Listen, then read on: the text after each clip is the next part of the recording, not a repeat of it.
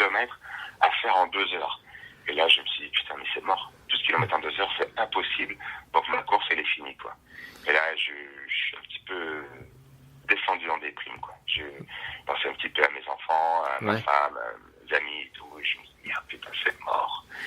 Il m'a fallu facilement 3/4 d'heure pour me rendre compte que je m'étais trompé dans mes calculs et qu'en fait, j'avais pas 2 heures, mais j'avais 3 heures. Ah, et là, d'un coup, c'est pas un petit bonheur, là, tu découvres, en fait, c'est une troisième course qui a commencé.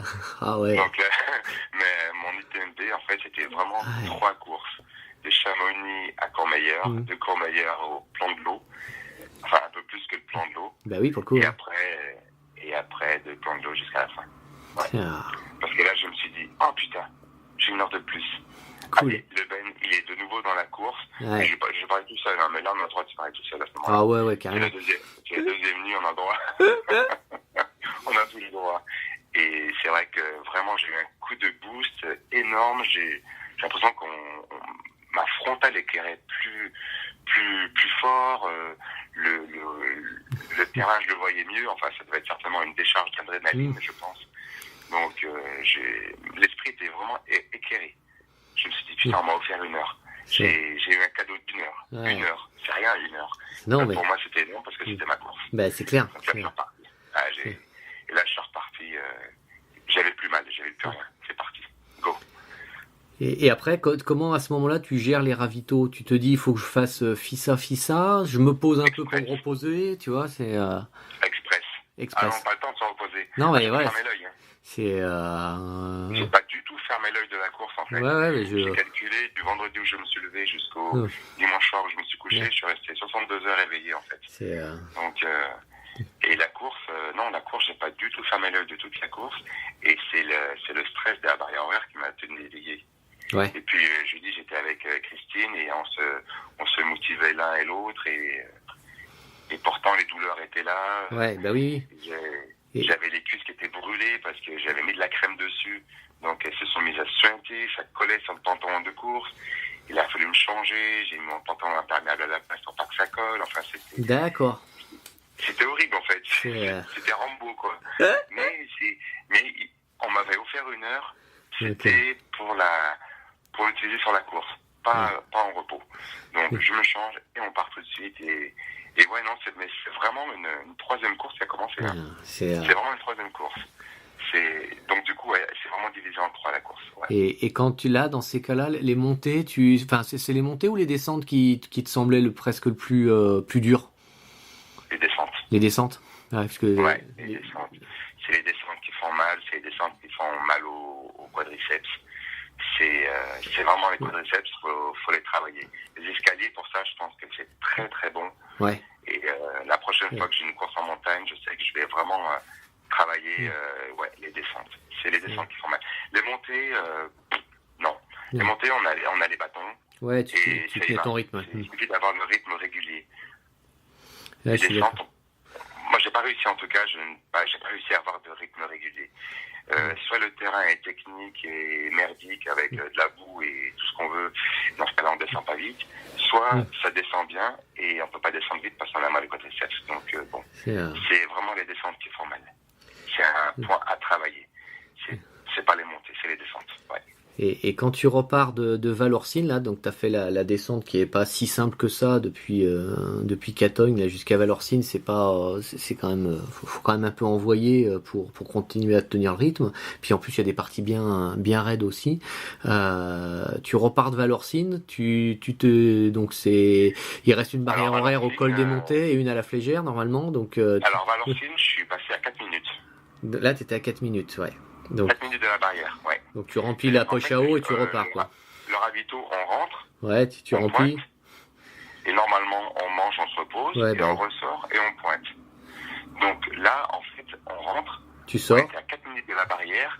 Et là, il y a un gars qui est là qui me dit, écoute, vous êtes franchement juste, même pour remplir vos gourdes et manger, vous n'aurez pas le temps. Ce que tu peux faire, c'est que tu ressors. Tu pointes. Comme si tu avais pointé. Tu reviens, tu remplis tes gourdes, tu prends un ou 2 trucs et puis tu repars, quoi. Cool. Sympa. C'est vraiment dans l'esprit de nous aider. Hein. Ouais, c'est bien, c'est très bien. Et en fait, on a voulu faire ça. Et donc, on est sorti, on est revenu. Et puis il y a un gars qui était à la barrière qui m'a dit, mais vous faites quoi là? Non, je vais juste remplir mes gourdes. Ah non, vous sortez là. Vous n'avez pas le droit de rester là. Si vous restez là, vous êtes hors course. Ah merde. Et du coup, en fait, on est ressorti en fait. Ah merde. On est ressorti.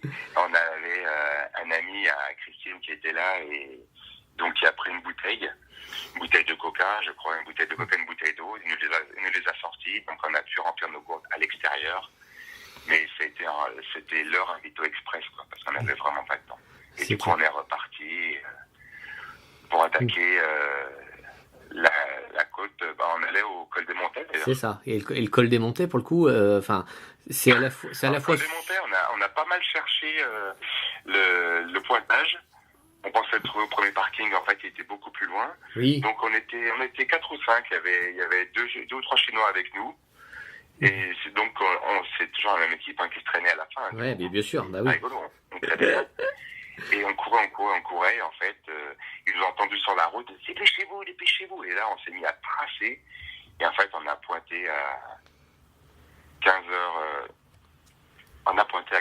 non, c'est ça, oui. Non, c'était pas 15h, on a pointé à l'heure pile, 13h15, je crois, il me semble. Bon, moi, je dis des bêtises sur l'horaire, je me rappelle plus très bien. Ou midi 15, je me rappelle plus. En tout cas, on a pointé pile à l'heure, c'est-à-dire qu'on avait 0 minute d'avance. Voilà. Et là, tu te dis, il reste la montée à la Flégère. Alors, la montée à la Flégère, ça a été un petit peu tronqué parce que on n'avait pas l'étape tête au vent. Oui, c'est ça. Il y avait eu un éboulement une semaine avant, je crois, et il y avait eu un mort, il me semble. Ouais. Donc, du coup, ils ont enlevé cette partie. Et donc, à partir de là, on a eu plusieurs sons de cloche de différents bénévoles. Il y en a qui nous ont dit, mais vous n'avez pas tête au vent, vous inquiétez pas, vous aurez moins de distance, moins de dénivelé, mais la même barrière horaire, donc vous êtes hyper large. Il y en a d'autres qui nous ont dit, non, faut c'est y aller. exactement la même distance, c'est exactement le même dénivelé. Ouais. Par contre, le terrain, il est pourri. Il est vraiment pourri. Donc vous avez intérêt à tracer, parce que sinon, vous passerez pas. Donc, en fait, et c'était les deuxièmes qui avaient raison. Ouais, en plus, ouais. Donc, le terrain était franchement impraticable. Enfin, moi, à mon niveau, bien sûr, et à mon état de fatigue, physique. Hein. Après, si on l'attaque avec fraîcheur, ma foi, c'est agréable. Mais là, non, c'était pas du tout agréable. Et on a eu autant de dénivelé, autant de distance. Et effectivement, là, on avait les suiveurs avec nous, par contre. D'accord. Et les fermeurs. Ouais. Et là, ils nous disaient, mais non, faut pas traîner. On a dit, mais on est large, non? On a 2h45 pour faire cette distance. Non, vous n'êtes pas large, non. Vous n'êtes pas large et il va falloir vous dépêcher parce que sinon vous allez passer outre la barrière, quoi. Et vous allez être pris. C'est vraiment dommage. Oui, on avait 2h30, voilà, ça me revient. Et Col des Montets, c'était 13h15 et on a pointé à 13h15. Donc on avait jusqu'à 15h45 pour arriver. Donc ils sont restés avec nous, ils nous ont vachement boosté, ils sont extra. Les fermeurs étaient vraiment extra, ils nous ont bien boosté comme il faut. Et puis quand on est arrivé à La Flégère, alors La Flégère c'était un petit peu compliqué parce qu'on était vraiment un groupe. Et derrière moi, il devait y avoir peut-être 2 personnes, mais eux, par contre, ils avançaient plus, ils étaient cuits, en fait. Ah ouais, merde. Ils étaient cuits, les fermeurs avaient signalé que de toute façon, pour eux, la course était finie. Ah, les boules. Et, c'est dur. Hein. Ah, c'est dur, ouais. C'est très dur. Mais ils avançaient plus, hein. Ils avançaient peut-être à 1 ou 2 à l'heure. T'es arrivé jusque-là et ça s'arrête, quoi. Enfin, c'est, oh là là, c'est... Ouais, c'est dur. C'est hyper dur. Et c'est vrai que nous, du coup, La Flégère, tu sors de la forêt, et après, tu attaques la piste de ski que tu fais en remontant. Ouais, tout à fait. Ah, c'est une piste, alors je sais pas, c'est une piste rouge, je ne sais pas, mais en tout cas, elle est assez pentue. Elle est caillouteuse. Et tu vois le truc là-haut qui s'avance jamais, quoi. C'est, ça fait comme tu disais tout à l'heure, que c'est comme une ligne droite qui t'envoie jamais le bout. C'est tellement grand, là. Tu dis, mais j'avance pas, quoi. Jamais je vais l'atteindre, ce truc.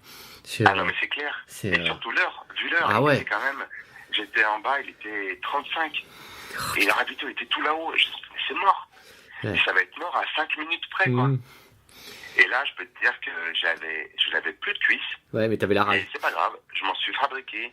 Et j'en ai doublé 2 ou 3 devant moi. Je me suis dit, je vais quand même essayer. Et j'ai tout envoyé. Pas de regret, et en fait, si j'ai bien compris, ils étaient partis du principe que les farmers leur ont dit qu'il y en avait 2 en forêt qui n'avançaient plus, que pour eux c'était cuit, mais que pour tous ceux qui sortaient de la forêt, c'était bon. Voilà, normalement c'était bon, quoi. Ouais. Donc ils ont prolongé la barrière de 15 minutes C'était Cool. à peu près le temps qu'il fallait rajouter pour que tous ceux qui étaient sortis de la forêt arrivent au ravito. D'accord. Et voilà, moi j'y suis arrivé à 53 Ouais. pour normalement maximum 40. 45. D'accord. Et comme ils avaient poussé à 15 heures, du coup, et sinon j'aurais loupé ma course pour 8 minutes. Quoi. Ouais, mais c'est... Et là, en arrivé là-haut, je me suis dit, putain, c'est pas vrai. Il m'a dit, ouais, là c'est bon. À Chamonix, il n'y a pas de barrière. Ouais. À Chamonix, tu as le temps d'arriver. C'est ça. Donc prends ton temps. Et j'ai voulu m'arrêter pour manger un truc, il m'a dit là t'as pas le temps, repars. Donc du coup je suis reparti. Ah non mais je te jure, je suis reparti, c'était pas possible. Et par contre c'est vrai que là, j'ai mon cerveau, Émir le dit très bien sur son podcast, hein, c'est le cerveau est lâche. Hein. Et là quand j'ai appris que j'avais plus de barrière horaire pour Chamonix, j'ai lâché l'affaire. Ouais. J'ai lâché l'affaire, j'ai lâché la combativité, j'ai lâché j'ai lâché l'adrénaline, j'ai lâché tout ça parce que j'étais en train de me pourrir la vie, quoi. C'est... Ça faisait des kilomètres et des kilomètres Bah, que je tournais avec ça. Ouais. Bon, ben là, j'ai dit stop, j'arrête. J'y vais en marchant. J'arrête de fournir les efforts, j'en peux plus. Donc, c'est pour ça que je suis arrivé à 16h56. Ouais. Mais, Ouais, 16h56. Ben, moi, je me rappelle avoir passé la Flégère et pareil, m'être battu. Alors, j'avais un peu plus de marge que toi, j'avais une demi-heure de marge sur la barrière horaire, mais de m'être battu en me disant jamais je veux me faire éliminer par la dernière barrière horaire, c'est pas possible. Enfin, c'est inenvisageable, quoi. Je tue quelqu'un, quoi. Je passe de là et quand je sors de la tente de la Flégère, tu sais que ça recommence à descendre et tout. En fait, là pour le coup, j'avais toute l'émotion de la course qui ressortait et comme toi, ouais, je lâche l'affaire en me disant bon ben non, j'ai plus d'efforts à faire. Et après, c'est revenu en me disant bon, faut peut-être pas trop que je traîne. Il y a quand même la famille qui attend. Ils aimeraient peut-être me voir arriver avant la nuit, donc on va peut-être quand même se remettre à trottiner un peu. Mais pour le coup, ouais, la tête, elle est plus dans la faim et dans le plaisir de savourer sa réussite, quoi. Parce que ça reste un truc, voilà, là tu te dis, je l'ai fait, quoi. C'est trop énorme. Hein. Et puis c'est un plaisir qu'on savoure en privé. C'est-à-dire, d'abord, c'est son plaisir à soi, donc c'est dans sa tête, c'est ça. Avant de le partager avec toutes les personnes avec qui on est. Tout à fait. Donc on est seul dans sa tête, et là on jubile en fait. Ouais. C'est le feu d'artifice. Ouais, c'est du privatif, on se fait plaisir à soi-même, on se dit, putain, ça y est, c'est bon, quoi. Ça y est, on sourit en marchant, je sais même pas pourquoi, mais on sourit. C'est les endorphines. Ouais, mais c'est... C'est les endorphines. Et après, on sait qu'à Chamonix, il va y avoir autre chose. Mais là, c'est son petit moment privé, personnel. On partage pas. Ouais, je suis d'accord avec toi. Et Chamonix, alors, en plus, c'est l'après-midi, le dimanche après-midi, c'est trop génial d'arriver le dimanche après-midi à Chamonix. Il y a tellement de monde, c'est tellement, t'es tellement porté par tout le monde. Et toi, j'imagine, en plus, enfin, t'avais le speaker, t'avais tout. Enfin, c'était toi, quoi. T'étais la star là pendant quelques minutes. C'était toi la star, quoi. Alors, c'est ce que me disaient les fermeurs. Ils m'ont dit, mais tu sais, tu vas finir dernier, mais t'inquiète pas, tu vas avoir un accueil comme le premier. Je dis, quand même pas. Il me dit, mais si, tu vas voir, c'est une surprise. Ne te blesse pas. Par contre, fais un effort. Chamonix, vas-y, trottine, quoi. Tu fais en trottinant, tu fais en courant, quoi. Tu fais pas en marchant. Tu vas voir, tu vas finir comme une star. Et là, je pensais qu'ils exagéraient un petit peu, mais en fait, non, ils avaient tous les sourires aux lèvres. Ils étaient 7 autour de moi, j'avais l'escorte. Et c'était vachement sympa, parce qu'ils m'appelaient tous par mon surnom, parce qu'il était écrit sur mon dossard. Et puis on commençait un petit peu à faire connaissance, à parler un petit peu de tout et de rien. Enfin, c'était la sortie entre potes. Et après, ouais, c'est vrai, une fois arrivé sur Chamonix, et ben, dès qu'on trouve les bitumes, je vois mon pote Gilles en bas qui m'attendait. J'étais super content de le voir. Je file la caméra, je lui dis écoute, j'ai rien filmé ces dernières heures tellement j'avais la tête dans les barrières. Vas-y, filme et je regarderai après. Parce que là, je sais pas ce qui se passe en fait. Je sais pas ce qui se passe. Et lui, il n'a pas compris non plus quand il m'a vu arriver avec toute l'escorte. Du coup, il m'a suivi avec la caméra jusqu'à l'arrivée. Et les fermeurs, donc je crois qu'ils étaient 7 autour de moi. Il y en avait 4 à côté de moi et puis 3 devant qui stimulaient un petit peu les gens. Allez les gars, on encourage. Il est finisher, il est finisher. Enfin, bon, c'était puis les gens tapaient sur ce qu'ils avaient, ils tapaient des mains, ils faisaient des checks, ils faisaient des... C'était grandiose. ce kilomètre-là, il a éliminé toute la fatigue, super quoi. Long. Ouais. Il était presque aussi long que le dernier kilomètre de la Saint-Élion l'année dernière. Ouais. On s'est bien fait arnaquer d'ailleurs. Il faisait pas un